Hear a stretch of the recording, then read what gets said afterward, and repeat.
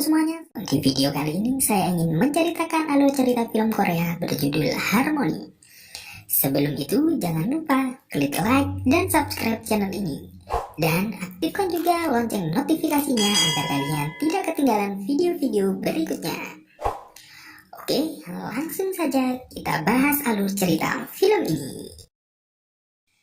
Kisah ini diawali dari seorang napi wanita bernama Jeonghae yang melahirkan seorang bayi laki-laki bernama Minwoo di sebuah penjara. Ia sendiri dipenjara karena tidak sengaja membunuh suaminya yang sering melakukan kekerasan terhadap dirinya, meskipun Jeonghae sendiri dalam keadaan hamil. Dan di dalam penjara, Jeonghae tidak sendirian dalam membesarkan anaknya karena ada teman-teman satu selnya yang ikut mengasuh Minwoo, termasuk seorang sipir yang bernama Kong Nayong. Bahkan bisa dibilang mereka semua amat sangat menyayangi Minwoo. Lalu pada suatu hari mereka kedatangan seorang napi baru yang masih muda bernama Kang Yumi.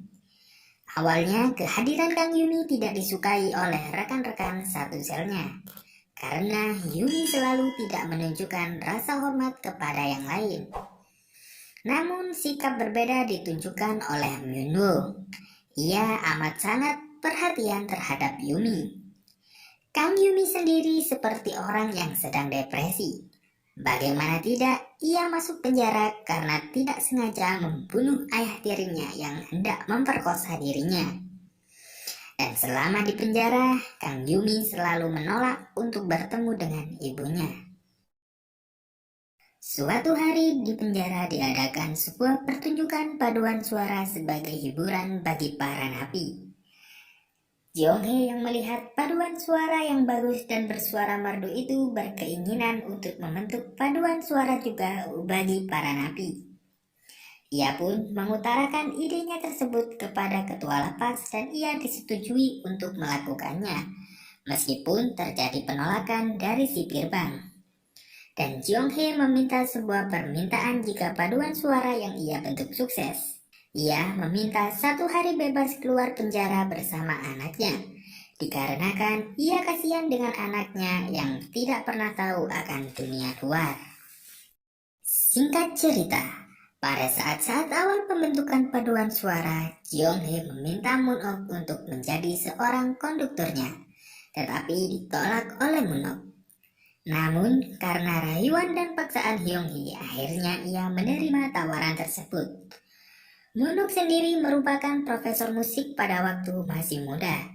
Dia dipenjara dan dijatuhi hukuman mati karena sengaja membunuh suami dan selingkuhannya dengan cara menabrak mereka berdua hingga meninggal.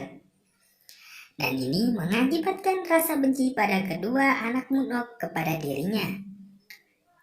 Padahal selama di penjara, Moon-ok selalu ingin bertemu dengan anak-anaknya.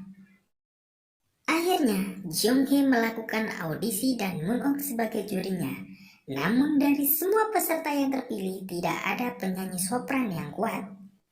Hingga Hyung-hee teringat bahwa ia pernah mendengar penyanyi sopran yang bagus dan itu ialah Yumi. Jeonghae pun membujuk Moon-ok untuk mengajak Yumi ikut ke paduan suara. Dan Moon-ok akhirnya mengajak Yumi untuk ikut bergabung. Namun Yumi menolak dan sikapnya yang tidak sopan terhadap Moon-ok membuat Moon-ok marah hingga menamparnya. Jeonghae dan sipir Kong yang melihat kejadian itu memaksa Yumi untuk meminta maaf pada Moon-ok. Setelah itu Moon-ok mengajak Yumi bermain piano dan ia ceritakan bagaimana rasa rindu pada anak-anaknya. Yumi pun menangis dan mau bergabung dengan paduan suara. Dan berkat bantuan Yumi, Jeonghae yang memiliki suara yang tidak enak sampai anaknya pun menangis kalau mendengar ia menyanyi, perlahan-lahan suaranya pun menjadi bagus. Kisah pun berlanjut di mana waktu yang ditentukan untuk paduan suara tampil telah tiba, di mana mereka akan tampil di depan para pejabat lapas dan penghuni lapas lainnya. Tak disangka penampilan mereka mendapat sambutan positif dari para pejabat dan lainnya. Karena Jeonghae berhasil dengan paduan suaranya, ia pun meminta 1 hari bebas bersama anaknya. Namun, tepat pada hari itu juga ia harus menyerahkan Minwoo untuk diadopsi oleh orang lain. Dan ini membuat Kyung-hee dan rekan-rekan satu selnya sangat sedih. Setelah Minwoo diadopsi, ini membuat Kyung-hee sempat putus asa dan sakit-sakitan. Tapi berkat bantuan rekan-rekan satu sel dan tim paduan suara, ia bisa kembali seperti semula. Dan tim paduan suara tampil untuk kedua kalinya tepat pada saat hari Natal.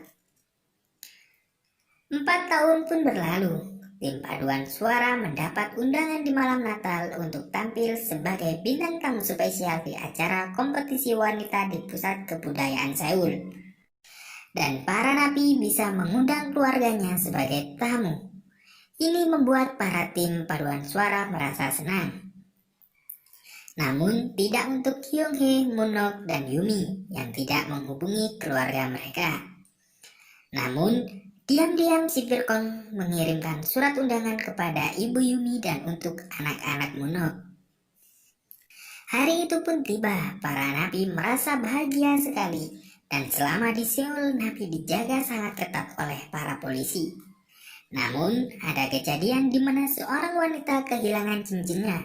Dan para petugas keamanan menggeledah para napi dan sesi menyanyi pun ditangguhkan. Tetapi ketua lapas pun tidak terima diperlakukan tidak adil dan protes karena tim paduan suara napi tidak terbukti mencuri. Dan pada akhirnya tim paduan suara naik panggung dan bernyanyi. Ini membuat penonton terharu termasuk ketua lapas dan teman-teman. Setelah itu muncullah sekelompok grup paduan suara anak-anak yang menyanyikan lagu rohani. Dan ketika melihat ketua dari grup anak-anak tersebut, Kyung-hee sudah berfirasat bahwa anak itu ialah Minwoo. Hal itu diperkuat dengan adanya tanda lahir di tangan anak tersebut. Kisah ini pun belum berakhir. Dan saya tidak akan menceritakan bagian akhir dari film ini. Agar Anda semua yang mau menonton film ini dapat merasakan bagaimana bagian akhir dari film ini dapat menguras air mata Anda. Saya kira cukup sampai di sini dulu video kali ini. Jika ada kata-kata yang kurang berkenan dari saya, mohon dimaafkan. Terima kasih telah menonton video ini dan sampai jumpa di video